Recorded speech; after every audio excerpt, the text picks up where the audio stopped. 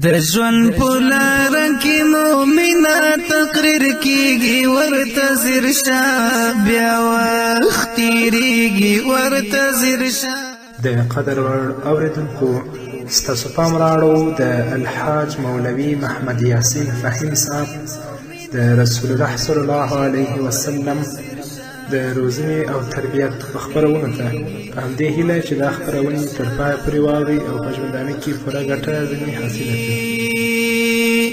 هم احادیث پکې په مینه بیانېږي ورته ځیر شه بیا وخت تېرېږي ورته ځیر شه. بسم الله الرحمن الرحيم. الحمد لله رب العالمين حمد الشاكرين، الصلاة والسلام على سيد الأنبياء والمرسلين سيدنا ونبينا وشفيعنا ومولانا محمد وعلى آله وأصحابه الطيبين الطاهرين. قدرمنو اوریدونکو د ژوند د لارې د خپرونې مینوالو، السلام علیکم ورحمة الله وبرکاته. ستاسو روغتیا او خوشحالي د پاک رب نه غواړم په دې هیله چې د صحت او عافیت جامې په تن ولرئ او خوشحالي مو په برخه وي. دا دی زه محمد یاسین فهیم د ژوند د لارې د خپرونې په وړاندې کولو کې ستاسو په خدمت کې یم. زموږ د نننۍ خپرونې موضوع د رسول الله صلی الله علیه وسلم د روزنې طریقې، یعنی رسول اکرم صلی الله علیه وسلم څنګه خلک د الله دین ته رابلل او د هغو روزنه او پالنه یې څنګه کوله. قدرمنو اوریدونکو، د نن نه 1400 کاله مخکې نړۍ په تور تم کې ډوبه وه. د ځمکې په هیڅ ګوټ کې د هدایت او لارښوونې څرک نه لګېده. ټول انساني عالم د بیلاري او ګمراهي په دلدل او ګرداب کې نښتی و. نننی هندوستان چې تاسو وینئ د روحاني او دیني لارښوونکو زده کړو او ښوونو خپل اغیز له لاسه ورکړی و او په توهماتو او خرافاتو اخته شوی و. شرک او بتپرستي اوج ته رسېدلې وه. حتی هندي مورخان لیکي چې په هندوستان کې د خدایانو شمیر د دې ځای د نفوسو څخه هم پورته تللی و. د یو سړي په سر به څو خدایان ول. حتی په ځینې ځایونو کې د تناسلي غړو او اعضاو عبادت او پرستش هم دود و. د مذهب مدعیان او ادعا کوونکي او د درمسال منجاوران د بد اخلاقیو ځالې او نمونې ګرځېدلې وې. ټوله هندوستاني ټولنه د بېلارې او خرابي آخري څوکۍ ته رسېدلې وه. د ښځو د عصمت او ناموس هیڅ ارزښت او قیمت نه و. د یوې ښځې به څو خاوندان ول او کله به چې د ښځې خاوند مړ شه نو ښځه به هم هغې سره ژوندۍ سوځل کېدله او دا یې خپل سپېڅلی رسم او دود ګڼه. لنډه دا چې قدرمنو اوریدونکو، د هرې نیکي، بدي، ثواب او ګناه تصور له منځه تللی و. خلک په بدعاتو، شرکیاتو او بتپرستي کې ګیر ول. په مصر، شام، بابل، نینوا، یونان او چین کې د تهذیب او تمدن ډیوې مړې شوې وې. په دغو ځایونو کې د بېقانوني او انارشیزم دور و. د بېشرمي او بېحیایي بازار ګرم، ظلم، زیاتی، قتل او تیری د هغوی د ژوند یوه برخه ګرځېدلې وه. صفاکي، وینې تویول، شوکې او ډاکې ته د کمال او هنر په سترګه کتل کېدل. په هغه مهال کې روم او ایران تر ګردو منظم دولتونه ول، ولې د هغوی تهذیب خپله ځلا او اغیزه له لاسه ورکړې وه. اوس د هغوی د تهذیب له ډیرۍ او انبار څخه بدبویي او وږم پورته کېده. په دواړو دولتونو کې د ناوړه ظلمونو دوره حاکمه وه. حکومت د اخلاقو د هیڅ ډول ضابطې او اصولو پابند نه و. ولس د پاچایانو غلامان ول او پاچایان د خواهشاتو غلامان ول. لکه نن ورځ چې هم په خپل وطن او په نورو وطنونو کې دغه حال موږ او تاسو په سترګو باندې وینو. شاهي کورنۍ په عیاشیو، هوس او عیش او عشرت کې ډوبه وه. کورنیو جګړو او ورځنیو سیاسي انقلابونو د خلکو ژوند د ستونزو او مشکلاتو سره مخ کړی و. طوایف الملوکي د وینو تویولو او وژنو بازار ګرم کړی و. پلار به چې مړ شه زوی به پاچا و زوی به چې مړ شه لمسی به پاچا و، لمسی به چې مړ شه د هغه نه وروسته به چې څوک په کورنۍ کې و که په هغه کې به استعداد او ظرفیت و یا به نه و هغه به پاچا و. نو دغه طوایف الملوکي د وینو تویولو او وژنو بازار ګرم کړی و او ولس یې د بډو او د رشوت اخیستلو په غم اخته کړی و.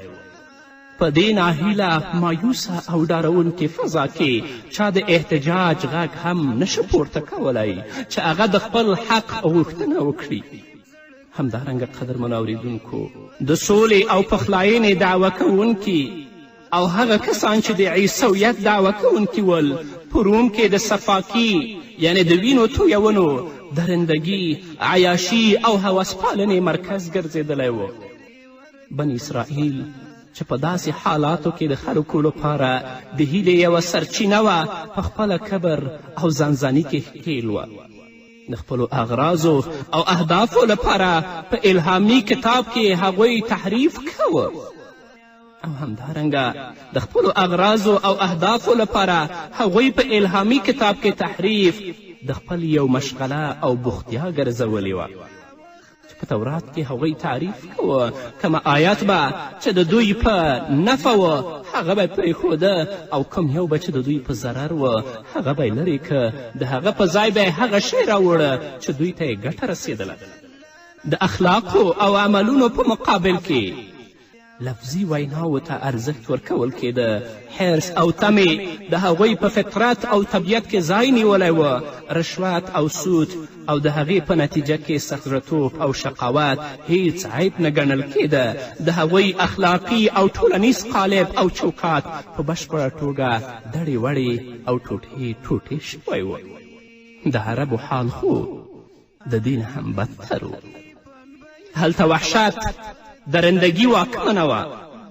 انسانیت په قبایلو پاټکیو او طبقو ویشل شوی و. ورځنیو جنگ او جګړو سوله امن آرام او سکون له منځه وړی و. په عادي خبره به د جنگ اور بل شو او بیا به تر کلونو دوام کولو او کله به د دوی جنگ تر 40 کلو پورې هم ورسید.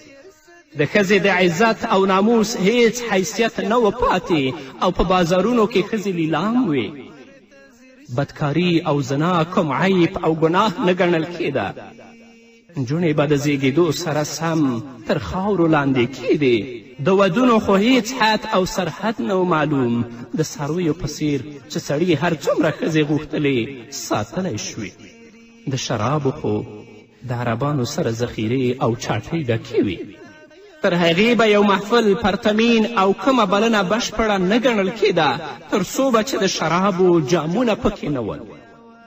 لکه نن ورځ چې دا بدبختي او دا فساد په دې ټولنه کې موږ هم وینو چې نه د هغوی سره د الله ویره وي او نه د بنده او د مخلوق شرم وي. په خپلو میلمستونونو او میلمستیاو کې شراب د اوبو په شان ایښي او په کوم محفل او میلمستیا کې چې د دوی شراب نه وي هغه بشپړه میلمستیا نه ګڼي. همدا حال د عربو هم و. د هر کور څخه میخانه او د هر سړي څخه ساقي او میخور جوړ و. قمار او جواري د هغوی لپاره د ویاړ او ساتیري شیان ول. سود هم د یهودو له برکته رواج شوی و او شتمنو او مالدارو خلکو به یې کاروبار کولو. ځینې قبیلو غلا او شوکه خپله مستقله دنده ګرځولې وه. ټولنه په بشپړه توګه په توهماتو او خرافاتو کې ډوبه وه. د خدای سره شرک د هغوی د امتیاز معیار و. د خدای په کور کې هم 380 بتان ایښودل شوي ول او په دې بتانو کې د هرې قبیلې بت معلوم و. تر ګردو لوی بت د هغوی د کعبې په چت ایښودل شوی و چې هغه بت په نامه د هبل. د دغو بتانو عبادت او پالنه د حج له ارکانو څخه ګڼل کېده او د دې بتانو د خوشحالولو او راضي ساتلو لپاره به انسانان قرباني کېدل. د دوی په نومونو به فال کتل کېده. لکه چې نن ورځ هم ځینې خرافات چې موږ وینو په دې ټولنه کې رایج دي د هغه خرافاتو نه چې عربان په هغوی کې مبتلا ول مخکې د اسلام نه د هغو جز او یوه برخه ده. د شرک څخه پرته په ځینې قبیلو کې د عیسویت تر څنګ یهودیت هم دود او برلاسی و. او ځینې پکې مجوسیان او اورپالونکي یعنې آتش پرستان ول. ځینو به د ستورو او د لمر او د سپوږمۍ عبادت کوه. د هغوی په زړونو او ذهنونو کې عجیب او ډول عقیدو ځای نیولی و. لکه د بیلګې په توګه په رښتې به یې د الله تعالی رب العزت العیاذ بالله لوڼې ګڼلې او پیریانو ته یې د الوهیت درجه ورکړې وه. لنډه دا چې قدرمنو اوریدونکو عربان په فکري لحاظ تش او منځخالي کالبوتان ګرځېدلي ول او د عملي اعتباره د خواهشاتو او همسونو تر چتر لاندې د څارویو په څیر ژوند تېروه. هسې چې کتل به دې ورته انسان ښکاره کېده، لکن د هغوی عمل او د هغوی هغه کړنې چې په هغه وخت کې هغوی کولې د حیواناتو نه لا هم تېرې وې. نو په همدې حالاتو کې رسول الله صلی الله علیه وسلم پیغمبر کیږي. د حرا له غار څخه په راستنېدو خپل رسالت اعلانوي، د دعوت او بلنې دنده پیلوي او خلک د خدای لور ته رابولي، اخروي ژوند ته پام اړوي او همداسې کاروان مخ په وړاندې درومي. دا مهال یې ځینې خلک مخالفت هم کوي او د هغه د پیغام او بلنې د ناکامولو ان د هغه د لمنځه وړلو تدبیرونه، توطیې او مختلفې حربې په لاره اچوي. خو د هغوی دا ټول کوښښونه او هڅې بې ځایه او عبث دي. الله محمد رسول الله صلی الله علیه وسلم ته ترقي ورکوي او هغې لارې ته چې رسول صلی الله علیه وسلم خلک رابولي هغه لاره الله تقویت کوي. هغه کار چې د الله لپاره وي په هغه کې د الله رضا هدف وي او ادا د مسئولیت وي، په هغه کار کې به الله انسان سره مرستندوی وي. نو د رسول صلی الله علیه وسلم کار د الله لپاره و. هغه خلک د الله دین طرف ته رابلل تر څو چې د دې شرک، وحشت او بتپرستي نه خلک خلاصی عمومي او د اسلام مقدس دین ته مخ راوړي. نو هغه سره الله رب العزت مرستندوی و، هغه ته یې ترقي ورکوله. که نن ورځ زموږ کارونه هم د الله رب العزت د رضا لپاره وي، کومه بلنه او دعوت چې کوو په هغه کې ادا د مسئولیت وي او رضا د الله وي، د خلکو رابلل وي دین طرف ته، انشاءالله زموږ مرسته به الله کوي. په هیڅ میدان او په هیڅ ځای کې به موږ نه ناکامه کیږو. الله به زموږ دعوت او زموږ بلنې ته لا هم ترقي ورکوي، خو په دې شرط چې زموږ کار د الله د رضا لپاره وي. الله دې خپل رضا زموږ مطلوب او زموږ هدف وګرځوي. نور به واورو خو هغه د یوې دمې نه وروسته. د ژوند په لاره کې مومنه تقریر کیږي ورته ځیر شه، بیا وخت تېرېږي ورته ځیر شه، بیا وخت تېرېږي. د ژوند په لاره کې مومنه تقریر کیږي ورته ځیر شه، بیا وخت تېرېږي ورته ځیر شه، بیا وخت تېرېږي. هم احادیث پکې په مینه بیان. قدرمنو اوریدونکو، بیا هم زموږ سلامونه او نیکې هیلې ومنئ. د اسلام کاروان د رسول الله صلی الله علیه وسلم په لارښوونه او مشري مخ په وړاندې درومي او د 23 کلونو په لږه موده کې د نړۍ د ستر ځواک او قوت په حیث راڅرګندیږي او بیا په څو کلونو کې د نړۍ په لویه برخه خپریږي. دا د رسالت کاروان او قافله د نړۍ د ټولو بدیو او منکراتو څخه پاکه او د ټولو ښېګڼو او نیکیو څخه ډکه ټولنه رامنځته کوي. د ژوند په هر ډګر او هره برخه کې داسې مثالونه او نمونې ټینګوي چې کله کوم مورخ د تاریخ دې پړاو او مرحلې ته رسیږي نو ګوته په غاښ حیران پاتې کیږي چې د نړۍ تر ګردو وروسته پاتې او جاهل قوم د تهذیب او تمدن ډیوه بله کړه او د ټولو خلکو لپاره د لارې مشال شول.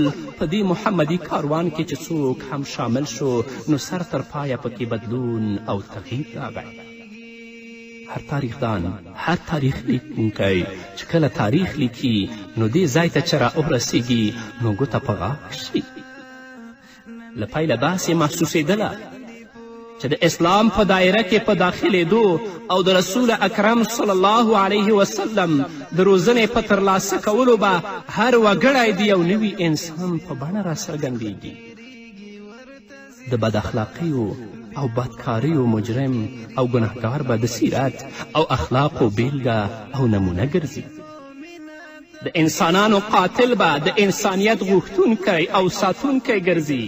د رضالت او قباحت په دلدل او گرداب کې نښتی انسان به د شرافت او غیرت لوړو مرتبو او درجو ته رسیږي. د ناپوهه بې سواده او کمذهنه انسان دننه به د لوړو استعدادونو چینې راخوټېږي. جنګیالي به د سولې او پخلاینې د مدعیانو او غوښتونکو په بڼه راڅرګندېږي. زناکار او بدکار انسان به د عزت او حیا په جثه او مجسمه بدلیږي. له پیله قدرمنو اوریدونکو داسې محسوسېدله د انقلاب یوازې د انسان یو اړخ او بود نه، بلکې د ژوند ټولې برخې او اړخونه رانغاړلي ول. په عقایدو او افکارو کې د لوی او په زړه پورې بدلون په رامنځته کولو سره یې د هغوی د فکر او نظر لورې او بڼې په بشپړه توګه بدلې کړې وې.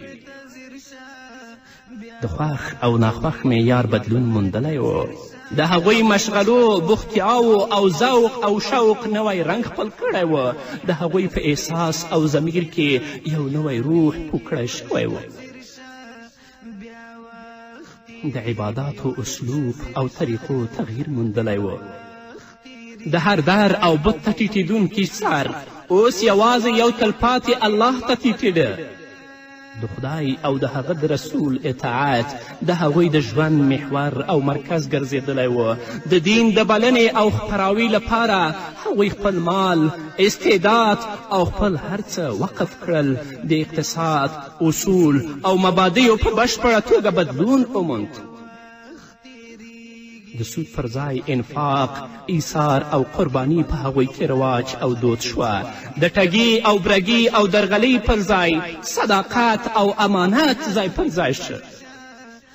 د فساد او بدۍ پر ځای هدایت او لارښوونه راوټوکېده. د غلا او شوکې پر ځای د بښنې ورکړې او سخاوت بازار ګرم شو.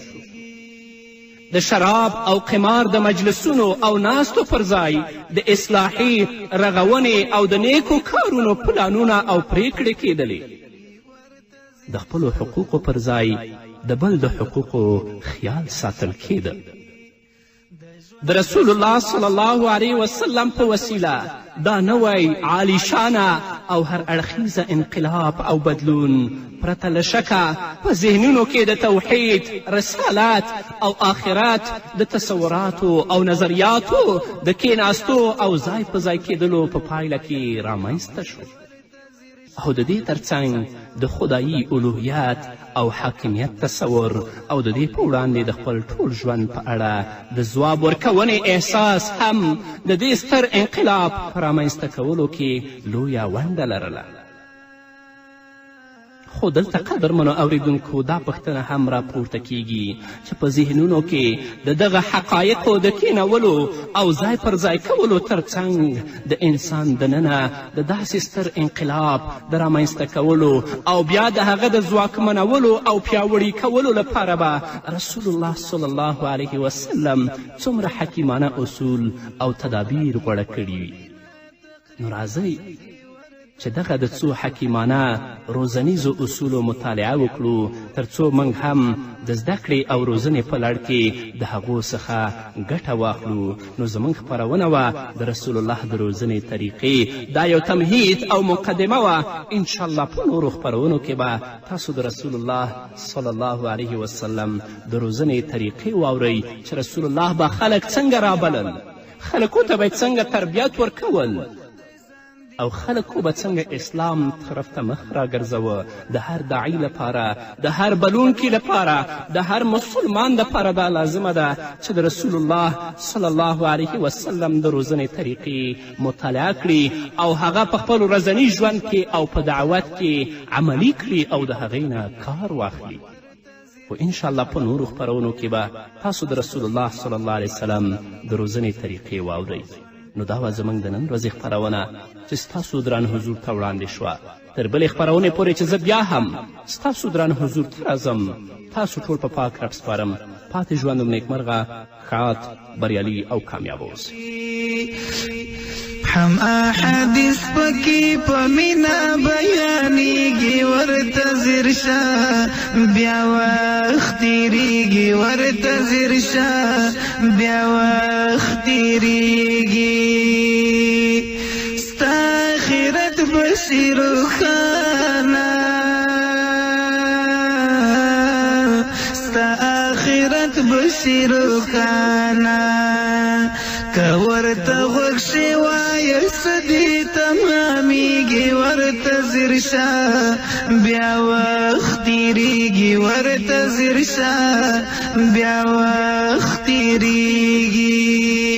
د ژوند په لاره کې مؤمنه تقریر کېږي، ورته ځیر شه بیا وخت تېرېږي، ورته ځیر شه بیا وخت تېرېږي. هم احادیث پکې په مینا بیانېږي، ورته ځیر شه بیا وخت تېرېږي، ورته ځیر شه بیا وخت تېرېږي. حافظ قدرت الله عبیده، حافظ قدرت الله عبیده. فائدې ډېرې دي لورایه معلومیږي، ورته ځیر شه بیا وخت تېرېږي، ورته ځیر شه بیا وخت تېرېږي. د ژوند په لاره کې مؤمنه تقریر کېږي، ورته ځیر شه